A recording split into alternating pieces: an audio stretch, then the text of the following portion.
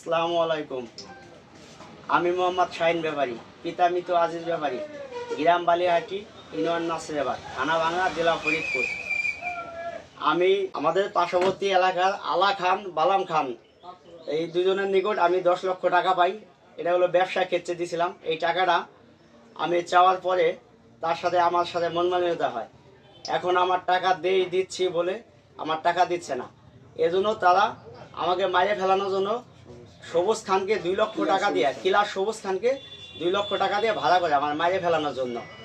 এগুলা তারই এক আত্মীয়র মাধ্যমে আমি জানতে পারি। জানতে পারার পরে আমি আলা খানকে এই ঘটনা আমাকে মাইরে ফেলাবে এটা সত্যি কিনা জানার জন্য আমি আলা খানকে সবুজ সাজাইয়া আমার ড্রাইভারকে থেকে একটা ফোন দিই। সেই ফোনে আলা খান সবুজ মনে করিয়া তার সম্পূর্ণ কথা আমাকে কিভাবে মারবে, মাইরা বস্তায় ভরিয়া মাটি গদ করিয়া পুঁতে রাখবে এবং পানির ভিতরে নিয়ে কাটকে সেগুলো মাইকোতে করে নিয়ে পর্দার ভিতরে নিয়ে ফেলাবে। এগুলো সম্পূর্ণ আমার মোবাইলে একটা অডিও রেকর্ড আছে। আপনারা দয়া করে এই রেকর্ডিংগুলো একটু শুনবেন। আর মাটি হালাই দিম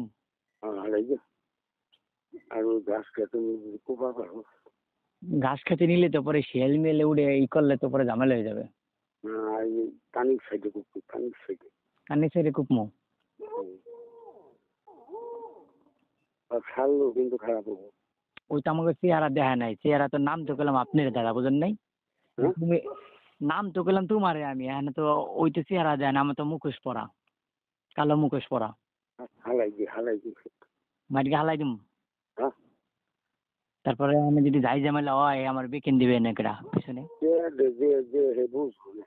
হ্যাঁ তুমি বুঝবা, বুঝছো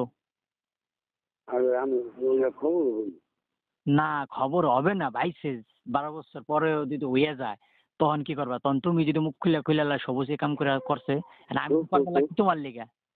আরে আমি তো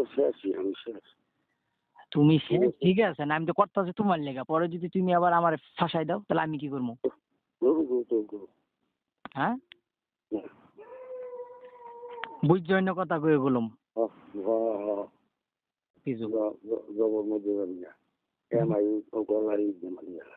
এমনি গলা টিপে মারা জানি সম্ভব নেই।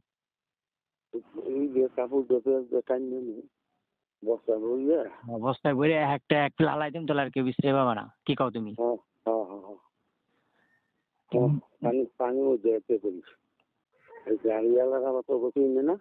না না সমস্যা নাই, খবরদার।